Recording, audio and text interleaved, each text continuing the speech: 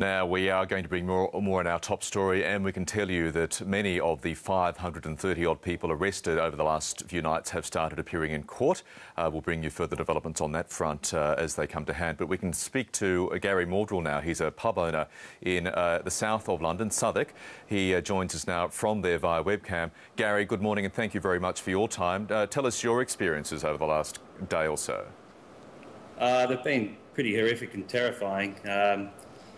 Approximately 24 hours ago, we had the complex that the pub is in was actually broken into by 15 to 20 youths. They attacked one of the officers within the site. There's only one security guard on site. He called the police and they were unable to attend. My business partner and I then made the decision to stay and defend our property. I armed myself with my AB and D Jones cricket bat, ready to face anybody deciding to coming through the doors. We stayed here all night. I stayed here till about 5:45 this morning. In the front of our windows there were lots of youths just running past in twos and threes with just supreme confidence and an air of arrogance of just running around the streets. There was a white van that just continually circled the pub, kept seeing it drive past. And eventually, when I went upstairs and had a look through the dining room windows, I saw the van pull over and 5 or 6 youths come from the bushes and the surrounding streets and just loaded with a push bike, a TV and other items. Did you have clients in the pub when all this started? Initially we did. We were just closing up when I heard the doors being kicked in, and I was in the flat upstairs with my fiancée and my 2 children. I ran to the front of the flat to see what was going on. I thought they were coming into the pub and wanted to warn my business partner, but it was actually happening within the complex. So then they left, and we just sat here all night, just sort of extremely frightened and worried. And we had the internet on. We were watching the Twitter feeds and live updates. And I think what scared us the most was seeing Clapham erupt. You know, they said that it had passed. There'd been 2 or 3 shops looted, and there were people on the street saying everything was okay. And then half an hour later, with BlackBerry Messenger and Twitter messages, there were 100 people turned up.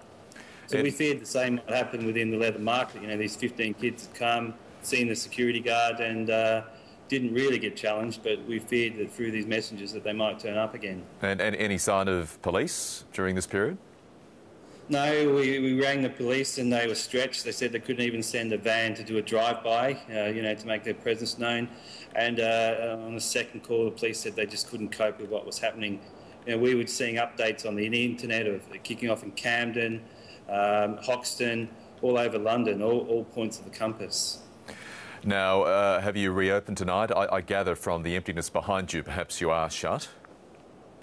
We are. We took some advice from police, and there were a couple of major restaurants in the area that two areas had mentioned there were mobs gathering.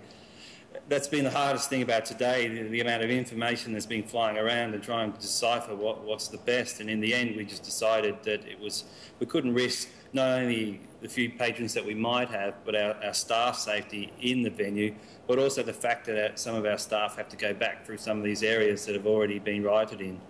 Do you have confidence in the police to ensure that rioting in your area, in fact the rioting across London, isn't repeated in coming days? Tonight it started quietly, although we have just heard of disturbances happening down the road 5 miles. Last night I had no confidence at all. It's well known that the police here have got a mentality of not attacking, and that's why these kids are walking around with so much arrogance. And there were just points last night when every 15 minutes there was a new area exploding. It just has to stop. OK, Gary Maundril, we wish you and your family all the best. Stay safe. Thank you very much for your time this morning. Thank you.